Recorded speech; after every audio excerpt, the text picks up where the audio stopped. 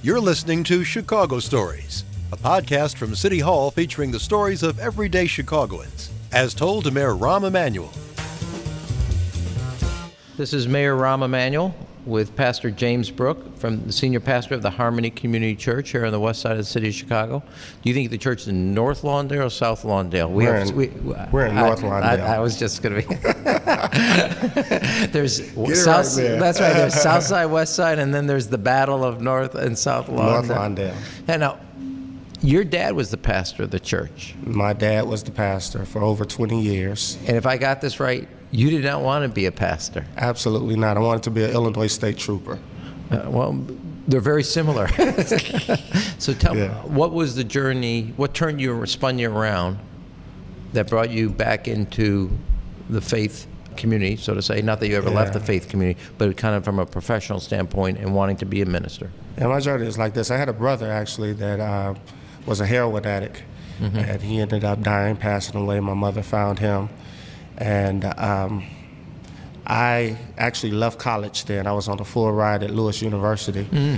I left college because in retrospect, I was depressed. But however, I still had this. Is this your older brother, younger brother? Yeah, it was my older brother. Uh-huh. I still had a dream of becoming a state trooper. So I ended up working for the Illinois Department of Corrections.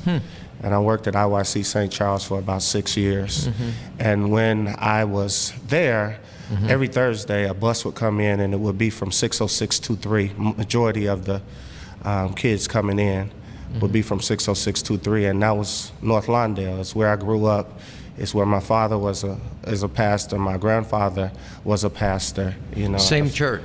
Not the same church. Same actually, community. The church right across the street from the church we're at now. Same community, same block. 2101 South Millard, and we're now on 1908 South Millard. My grandfather moved the family to Albany Park. My dad's medical practice was Albany Park. My uncle was a police sergeant in Albany Park. I was a congressman. I said, we've traveled many miles, we just haven't gone very far. Is that true? Is that true for the Brooks family? Same thing for the Brooks family. And so my heart just got really heavy seeing these kids in droves come to the Department of Corrections. I said, what could I do? So I ended up leaving the state of Illinois. Great benefits, great income. If I would have stayed, I would have had a pension by now. That's a side note. But I left and came to work for West Side Association for Community Action. And that's when my ministry really ignited in my heart that I need to. And my father had always been in my ear talking about, you're going to be following me one day. And I said, no. But God had a tug on my heart, and that kind of changed the direction. Haven't looked back since? Haven't looked back since. It's been an uphill journey. We have some great prayer warriors. We got some great people, resilient people in North Lawndale, and also we got some great partners. So you said it's uphill. I mean, you're a pastor on the west side of Chicago. What are the peaks that keep you, like I got to say this for my own job, there are the things that keep you nourished emotionally and psychologically to get through the valleys. So what would be the peak of being a pastor in your church, if you could point to them? I'm intentional. As a pastor, I think the shepherd ought to smell like the sheep. So I'm intentional in the lives of the congregation. And just hearing their stories of resiliency. I think Channel 7 now is following our twins. We have Lloyd and Floyd. Right. And they're doing some outstanding things, and just watching them on the journey, trying to figure out life and the next direction they're going. And just hearing their stories of resiliency. Story after story in North Lawndale, you hear people tragedy, but then you hear triumph. And just hearing those stories really rejuvenates me, energizes me, and keeps me going. But every once in a while, I need to stop and pause, like I did this weekend, and go to my family reunion and just be. I can hear you, man. I mean, it would be less than honest for both of us if there are moments that your knees don't buckle. Yeah, absolutely. And then there are other things where you find somebody and they say that you made a difference in their lives, and that's what makes, as I said, those are the peaks that keep you nourished in the valleys. Keep going, going. And every once in a while you get someone saying, I appreciate you and thank you for all you're doing. And that carries me a long way. I guess that's my love language. Okay. So you have this peace march. And when I first, you and I both know, I first heard about it when we were doing the announcement in the 10th Police District. Right. What was the inspiration? What was the kind of the key in the ignition that turned you over and said, I want to try something else? And you've used words, and I don't want to put words in your mouth on this, about taking the church outside its four walls. Absolutely.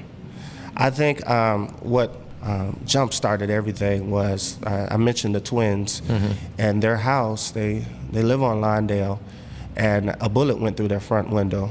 And they called me immediately, letting me know that that had happened. And I was just like, we got to do something. Right, they're not just letting me know so I can say I'll pray for you, when they're looking for action. So I said, hey, that week we called some folks in the church, and we said, some of our partners, Lawndale Community Church, Hope House, UCAN, we said, hey, let's partner, let's meet up on the corner of 19th and Lawndale. And from there, that was a Wednesday evening, and from there we decided that we would do it every Wednesday and not stop. There will be days where we'll be tired like I am today, but we would not stop because we have to be intentional about being light in darkness. And many people aren't coming to the church anymore, as statistics show.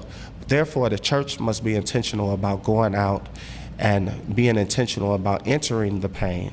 And that's the theology that we have, is that we serve a God that did not run from our pain, but he enters our pain. So that's the church. If we are followers of Christ, then we should enter the pain of the others. So the idea of these peace gatherings was to work with the commander of the 10th District and community policing and say, what are the hot spots? What areas have experienced violence recently that we need to run to? And that's what we'll do. And so that's what we've been doing. Any area that they identify as high drug traffic or violence has taken place, the church doesn't run from it. We'll enter right there on a Wednesday night. You and I've talked about this, and I've said this repeatedly, which is, obviously I have to respect the sanctity of the pulpit. I know what I have a role in the podium, but if we're pointing in the same direction, we'll get where we're going as a city together. How do I, as a mayor, and you don't have to do this to instruct me, but how do we collectively as a partnership get more people to feel they have a stake in Lawndale, a stake in your mission, a stake in your residents, who may not, and it's not charity, but it's mission driven in the same way. How do we make Lawndale's success part of what Chicago has to do together? I think I have some ideas, but how do we, you're taking the church and the spirit, not limited to Sundays and not limited to the four walls. How do we help that? Yeah. Knowing full well that the podium and the pulpit have to respect their separate roles. Something as simple as and you do a great job of this, Mayor, but if you want to repeat that, you can. if we believe as a church that we are all in the image of God, then we need to affirm everyone's dignity, and it's walking by everyone and saying hello, speaking to everybody. And there's a lot of tension in the community. A lot of people are hurting and struggling, and I have found if we break communities down into smaller subgroups and just meet with them, you are in the image of God. You're special, and what your pain is important to us. Your pain, what you're feeling, what you need to voice is important. And I think, as often as we know as leaders, active listening is important. Yeah, well, listening is an active, is an activity. It's not a passive. Yeah. It's active. And people want to know, are you hearing me? And Martin Luther King told us back in the day that the riots were really the voice of the voiceless. That's how the voiceless speak. But we don't have to go that route. We can have civilized dialogue with one another. I have a thing about, look, we're coming off a bad weekend where I think all our hearts are torn. I talk about the role of what I call the 4 Ps: public officials, police, pastors, 5 actually, principals, school principal, and parenting. Well, the P's that I have is partnership. Right. I don't know if this is what you're asking, but partnership, prayer, and then the people. So those are the 3. Now, in Christian community development, we have the 8 key components of Christian community development, which is the 3 R's, is relocation. So that's really being proximate to the pain, coming next to somebody and saying, I feel. Then there's reconciliation. We talk about reconciliation a lot. When you think of the cross, there's the parallel and there's the vertical. And Brenda Salter McNeil talks about if you only have one, and the vertical is reaching up to God in worship, but the parallel is reaching out to others. If you only have one, all you have is a stick. So you got to love God and you got to love people. And you'll see that all in Lawndale Christian Health Center all over. So it's relocation, becoming proximate, reconciliation, and then there's redistribution. Redistribution, John Perkins talks about, the famous poem that says, give a man a fish, he'll eat for a day. Teach a man, he'll eat for a lifetime. But then at the end, John Perkins says, the real question is, who owns the pond? And everybody wants to feel as though they're a piece. I haven't heard this one yet. Yeah, they want to feel like they have a piece of the pie. And sometimes, I've heard many ministers, many of my friends say, sometimes the West Side feels like it's a stepchild of Chicago. It is a problem. It's a challenge. I mean, this goes back decades where it doesn't have what the South Side has, doesn't have what the central part of the city or the North Side, and it feels like, and it's squeezed between the Northwest Side and the Southwest Side, that it doesn't have any of the institutional, other type of investments or legacies that can emanate out from them. There are other great things here, don't get me wrong, but that's, it's the stepchild of Chicago. And I think people want to hear that, know that you as the mayor and leaders, all of us understand that pain that they feel.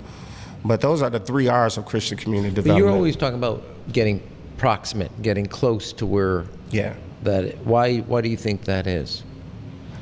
Because then I have an invested interest in the pain that my neighbor is feeling, my brother or sister. Can I press you a little? Sure. And if you say it's none of your business, I'm giving you a permission slip to say. Do you think you talk about it in any way in the sense of the background, watching what happened to your brother, and that if you're getting closer and knowing where something is, again, it's none of my business. So does my past pain inform how I do ministry today? Yeah, absolutely. Okay. I can't help it. It's none of my business. And you can say, Mayor, you're offsides. Get out of here. I did my CPE as clinical. A lot of people don't know this, but pastors have to go through clinicals as well. And in my MDiv work, I had to do my clinicals at University of Illinois. And I sat with a lady, our supervisor had every letter you could have behind your name. And she made me go back. And I found out some of that stuff, Mayor, that, I'm still, a lot of my past informs what I'm doing now. So, my thing is we have to nourish the soul or the spirit of a person, but we also have to nourish their body. Amen. And I would say that we have not done as good a job on nourishing the body, and we haven't done as good a job of nourishing the spirit.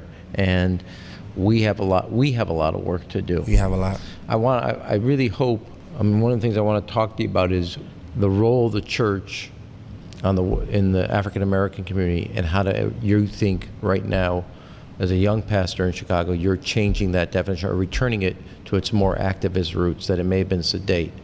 And I really if you can give me 1 minute, there's an activism that I think is happening now that hadn't happened before. Do you think that's because of what's happening on the street, or you're catching up with where the I think kids so. are? It's not just me. It's quite a bit of pastors doing this work out there. But I think because of, in light of all the violence that we're hearing about, the church is being called to go back to its roots, its activism roots. It's standing up for the poor, being the voice for the voiceless, and that's propelling us forward. Okay, Pastor Brooks he's senior pastor at Harmony Community Church. So if others want to help and join, you may not live in Lawndale, but Lawndale's part of the city. And therefore we have a shared responsibility to the success. Can I say this one last thing, Mayor? You say what? We have every day, our goal is to move all of our pews out. We're transforming our space. It's the theology of space, how we think about space, and being a great steward of the space that we have. So we're taking all of our pews out, and we're transforming our sanctuary into a more multi-purpose space. So our goal is that 7 days a week is to have something going on for young people in our sanctuary space. Actually, that's a good sound. Right. Something going on 7 days a week in our sanctuary space. So right now, on Tuesday nights, we have tutoring. On Wednesday mornings, we have a food pantry that serves about 400 families per week. Okay. On Wednesdays, we have also Wednesday evenings, we have the peace marches. Thursdays, we have what we call fine arts. And then Fridays, choir rehearsal and all of that. But, but we're looking to do more stuff in the fall. Well, here's what I'm going to say. We're doing a lot on mentoring. Okay. So I want to talk to you when we're done here. Absolutely. And if there's something I can do on the food pantry, I'm in personally. It was overwhelming today. Okay. We had more than 400 families. Right. Let me ask you, I feel frivolous because I know you have this, we're going to go out and do our peace march. All right, I'm going to ask you 5 questions about Chicago. It's frivolous given what we're talking about and the importance. Cubs or Sox? I love the tradition of the Cubs, and I love the uniforms of the Sox. I've done this a lot. I haven't heard that. You're the only person I'm going to let off with a political answer, okay? Thick or thin pizza? Thin. Okay. 16-inch or 12-inch softball? Oh, 16-inch. Okay. This will tell a lot. Sears or Hancock? Which building do you like, the Sears building or the Hancock building? I like the old Sears Tower. Okay, you like the name and the old Sears Tower. Yeah. I knew it. You couldn't be a West Sider and tell me Hancock. That's true roots, okay? That's right. The Chicago River or the Chicago lakefront? Oh, lakefront. Okay. Yeah. My wife and I spend a lot of time on the lakefront, so You do? that's my safe answer. Right. Everybody needs a sanctuary. Yeah. Okay. First of all, Pastor Brooks is a great pastor, but I want to say the First Lady of the church is a Jackie great. Brooks. She's Amy's my a rock. fan. Okay. All We're right. gonna go do our march. I want to thank you. Absolutely. You've been listening to Chicago Stories with Mayor Rahm Emanuel. You can subscribe and leave a review on Apple Podcasts and tweet your guest ideas using #ShyStories. Thanks for listening.